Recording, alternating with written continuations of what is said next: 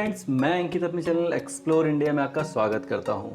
दोस्तों, आज का मेरा वीडियो है गुजरात का एक बहुत ही चमत्कारी मंदिर कष्टभंजन हनुमान जी, जहां पर शनिदेव स्त्री रूप में हैं। सो फ्रेंड्स, अगर आपको ये वीडियो अच्छी लगे तो प्लीज़ आप इसे लाइक करें, शेयर करें और हाँ, हमारे चैनल को सब्सक्राइब करना ना भूलें।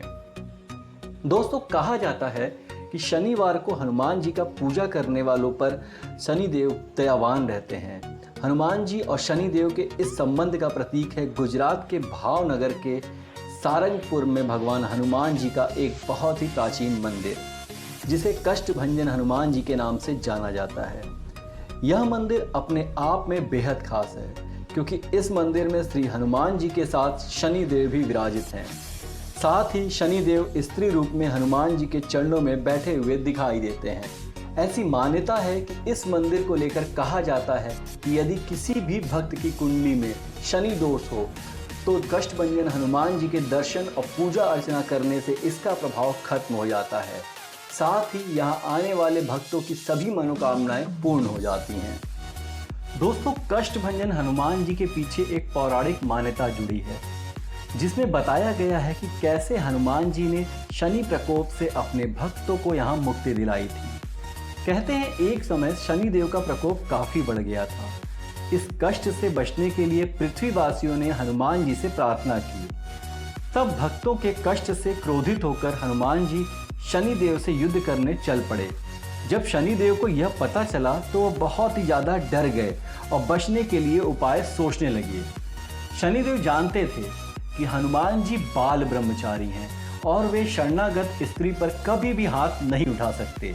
इसीलिए उन्होंने स्त्री रूप धारण कर लिया और हनुमान जी के चरणों में गिरकर क्षमा मांगने लगे और भक्तों पे से अपना प्रकोप भी हटा लिया।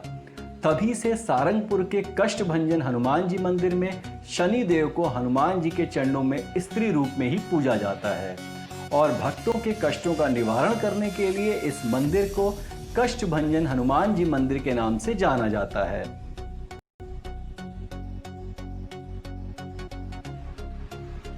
दोस्तों, इसके अलावा कष्टभंजन हनुमान जी के दर्शन मात्र से ही किसी भी जातक की भूत प्रेत ब्रह्म राक्षस बाधा तुरंत दूर हो जाती है। सारंगपुर के कष्टभंजन हनुमान जी के इस धाम को पीड़ित जनों का उद्धार स्थल भी कहा जाता है। यहाँ हर जाति धर्म के लोग आते हैं। कहा जाता है कि भूत प्रेत पिशाच ब्रह्म राक्षस से पीड़ित व्यक्ति जब यहाँ पर पुजारी के सामने आते हैं और जैसे ही मंत्र बोलकर उन पर जल छिड़का जाता है, वैसे ही मानव शरीर को जकड़ी हुई बुरी आत्मा सामने आ जाती है। कौन है, कहाँ से आए हो, इसे क्यों परेशान कर रहे हो, क्या चाहते हो, आदि बातें पुजारी उस आत्मा से करता है। कभी कभी ये आत्माएं चौंकाने वाली कहानियाँ भी बताती हैं। पहले तो ये पीड़ित को नहीं छोड़ने का हठ करती हैं, लेकिन जैसे ही उन्हें स्वामी गोपालानंद जी की छड़ी दिखाई जाती है, वैसे ही वे चीखने चिल्लाने लगती हैं और फिर उस व्यक्ति को कभी परेशान न करने का वचन देकर वहां से भाग खड़ी होती हैं। मनुष्य तन से बुरी आत्मा के दूर होते ही वह पूर्ण रूप से स्वस्थ हो जाता है, ऐसा लोगों को विश्वास है। इस तरह का दृश्य मंदिर में प्रत्येक शनिवार और मंगलवार को देखने को मिलता है, जहां हजारों श्रद्धालु कष्टभंजन देव का दर्शन कर अपने विविध कष्टों से निजात पाते हैं। सारंगपुर के विषय में कहा जाता है कि रामायण काल में जब भगवान राम अपने भाई लक्ष्मण के साथ सीता जी को खोजते खोजते किष्किंधा पहुँचे तो वहाँ उनकी मुलाकात हनुमान जी से हुई। हनुमान जी ने उन्हें सुग्रीव से मिलवाया। बाली का वध हुआ। सुग्रीव किष्किंधा के राजा बने। राजा सुग्रीव ने अपने सचिव हनुमान जी, नल, नील, जामवंत, अंगद आदि को बुलाकर कहा कि वन प्रदेशों में जाकर वानर सेना को इकट्ठा करो। तब हनुमान जी को पश्चिम दिशा की ओर भेजा गया। उस समय रेताचल पर्वत के वन प्रदेश में वानरों की संख्या बहुत अधिक थी। हनुमान जी वहां मांडव्य ऋषि के आश्रम में रुके। यहाँ पर सारंग मृग, कलियार मृग, मोर तथा विविध पक्षियों के कलरव आंखों को सुकून देने वाले मनोहर स्थान को देखकर हनुमान जी मंत्रमुग्ध हो गए।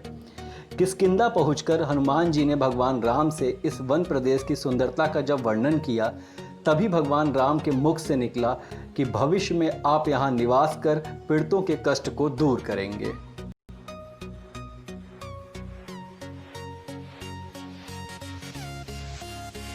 दोस्तों युग बदला, कलयुग आया। इसके साथ ही अयोध्या के सूर्यवंशी रघुवंशी राजाओं की समृद्धि भी घटने लगी। अवधपुरी में अतातियों का प्रभाव बढ़ने लगा। तीर्थ स्थल की पवित्रता दूषित होने लगी।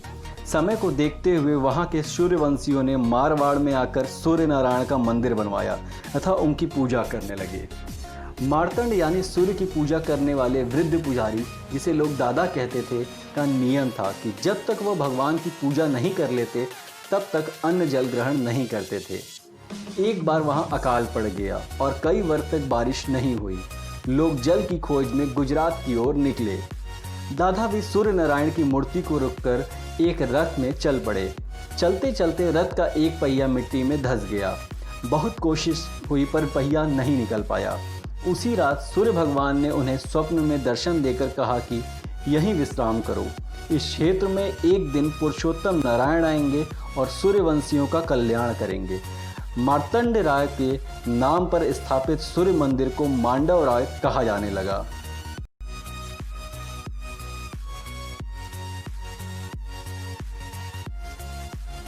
सूर्य भक्त दादा के वंशज कारियाड़ी, लोया, बोराद, नागकड़ा आदि गांवों में बस गए। स्वामी नारायण संप्रदाय के स्वामी गोपालानंद जी महाराज ने अपनी तपस्या से हनुमान जी को प्रसन्न कर उनसे सारंगपुर में निवास करने का आग्रह किया। उसके बाद 1905 में कष्टभंजन हनुमान जी की मूर्ति की स्थापना एवं प्राण प्रतिष्ठा हुई। तभी से यहाँ प्रतिदिन हजारों की संख्या में भक्त अपने कष्टों के निवारण के लिए कष्टभंजन देव का दर्शन करने के लिए देश विदेश से आते हैं। यहाँ सुरेंद्र नगर स्टेशन से बोरात के लिए ट्रेन या सड़क मार्ग से पहुंचा जा सकता है।